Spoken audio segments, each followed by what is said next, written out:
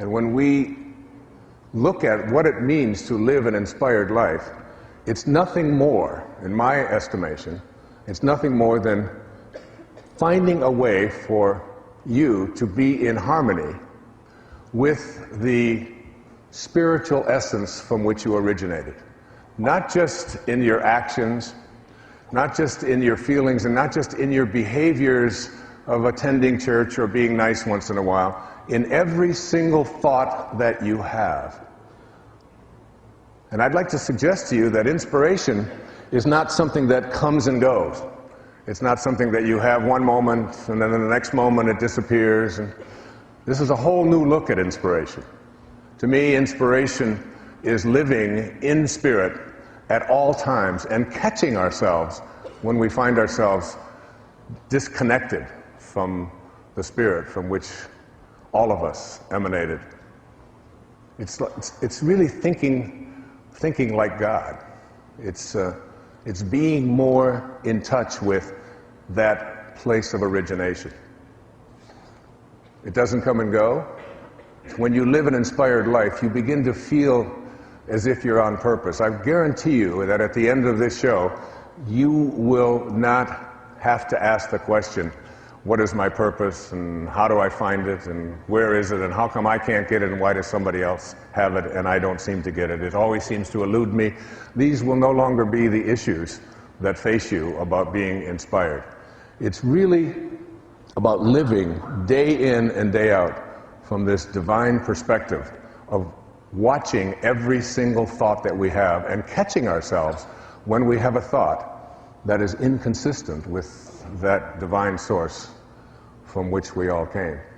So that if you have a thought that includes you and your family, but excludes someone else and their family, no matter where they are in the universe, no matter where they are, no matter what they look like, no matter what side of the river they were born on, no matter what their cultural background might be, if you have a thought that includes some and excludes others at any time, you're not in spirit.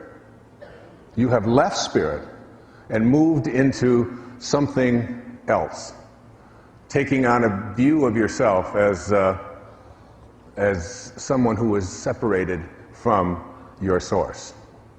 So that you watch yourself and you catch yourself, and a big part of this program will be about watching those thoughts. Many of you know that I had a very powerful and important teacher in my life when I was a young doctoral student. He was perhaps the most significant teacher in the professions of my life. He wrote a very important book back in the 1950s called Modern Man in Search of a Soul. His name was Carl Jung, and Carl Jung had others in his life who were students of his, and one of those was Abraham Maslow. And Dr. Maslow's work on self-actualization and higher consciousness and teaching people that if you want to help another human being, you always put your attention on what it is that they can do to improve rather than on what is wrong.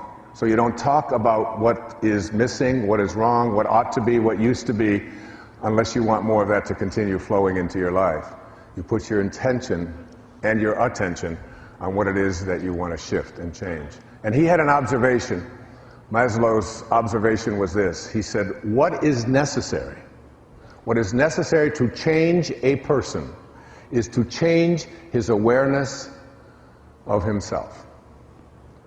So becoming inspired is really about changing your awareness of yourself. And what does this mean? It means shifting the belief systems that you might have, the thoughts that you've had over and over and over again that say, I am limited.